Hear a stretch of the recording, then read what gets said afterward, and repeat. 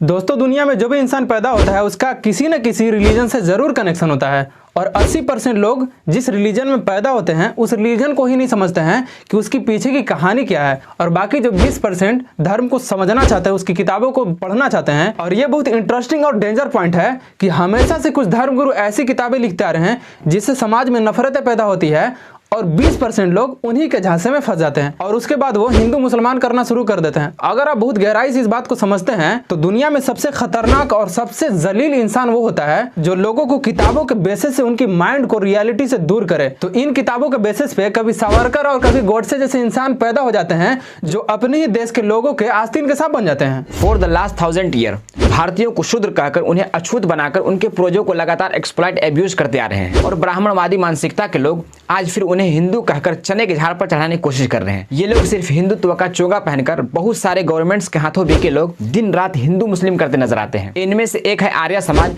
जो पिछड़े और अति पिछड़ों का झूठा मसीहा बनकर उन्हें ब्राह्मणों के मेंटल स्लेव बनाने पर तुले हुए हैं। तो ये वीडियो पार्ट 1 है और भी बहुत सारे वीडियोज आने वाले हैं आर्य समाज के ऊपर। तो अगर आप नॉलेजेबल वीडियोज में इंटरेस्ट रखते हैं तो ठीक है, वरना अगर आप अंधभक्ति में अपनी ज़मीर को बेच चुके हैं नेताओं और बाबाओं के हाथों तो आप अभी इस वीडियो को छोड़कर चले जाएं, वरना हो सकता है आपको तकलीफ पहुंच जाए। क्योंकि आप इन लोगों के जितने भी चैनल्स को देखेंगे वो कभी हिंदू मुस्लिम तो कभी हिंदू ईसाई तो कभी हिंदू जैन, और जब कोई टॉपिक नहीं मिलता है तो ये सरकार के समर्थन में पॉलिटिक्स करने लगते हैं, वरना खुद में ही आपस में लड़ने झगड़ने लगते हैं। तो इनकी बुनियादी उसूल में ही आपस में लड़ना झगड़ना स्टोर्ड है। इट्स फाउंडर दयानंद सरस्वती यानी मूल शंकर त्रिवेदी, कहीं कहीं तिवारी भी कहा गया है। इसकी किताब सत्यार्थ प्रकाश, और इसी के बेसिस पे ये दिन रात सोसाइटी को बांटने का काम क्या करते हैं। भारत के जो कम पढ़े लिखे लोग, आम जनता है, ओबीसी एसटी एससी कम पढ़े लिखे लोग इनके एलिजन में फंस जाते हैं। उन्हें लगता है कि हिंदू हैं लेकिन ये आर्य समाजी हैं। अगर आपको लगता है कि आर्य समाजी और हिंदू एक है तो आप गलतफहमी में हैं।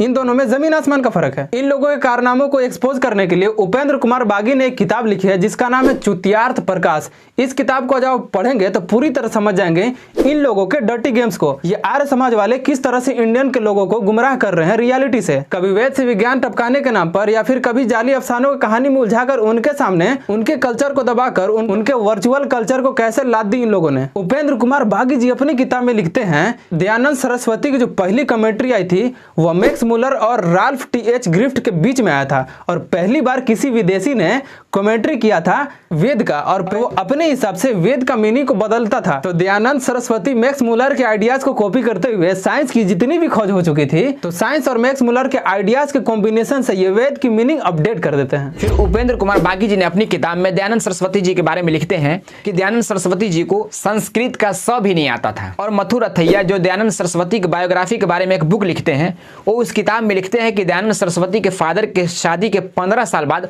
उनकी मदर प्रेग्नेंट हुई, और ये उस वक्त हुई जब दयानंद सरस्वती अपनी साली से दूसरी शादी करने वाले थे। और उपेंद्र जी लिखते हैं कि दयानंद सरस्वती को नियोग से बड़ा प्रेम था, और उस नियोग के डिफिनेशन विशुद्ध मनुस्मृति में भी आप देख सकते हैं। और इस नियोग का डिटेल्स दयानंद सरस्वती यजुर्वेद के एक्सप्लेनेशन में एंड अथर्ववेद मनुस्मृति में भी एक्सप्लेन कर चुके हैं। और इसकी पूरी डिटेल्स अगर आप जानना चाहते हैं तो सत्यार्थ प्रकाश में पेज नंबर 408 से 427 तक आप देख सकते हैं। तो दयानंद सरस्वती जी की नियोग प्रेम को देखते हुए द बुक चुतियार्थ प्रकाश में पेज नंबर 427 में लिखते हैं कि इससे मन में शंका होता है कि दयानंद प्रकाश अपने फादर के पैदाइश हैं या फिर 11 नियोग के।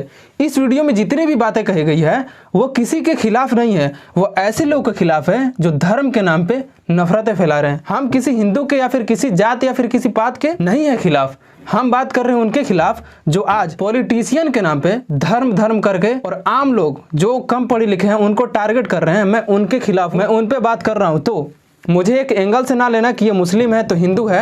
अगर भाई तुम ये सोचते हो तो मैंने जितनी भी बातें कही है उसको तुम लो और जा करके किताबें भी तुम्हारे पास होगी और तुम्हारे पास माइंड भी होगी। रिसर्च करो और पता करो कि मैंने जो भी बातें कही हैं रियलिटी के बेसिस पे है या फिर फेक। तो अगर आपको वीडियो पसंद आई हो तो लाइक करें।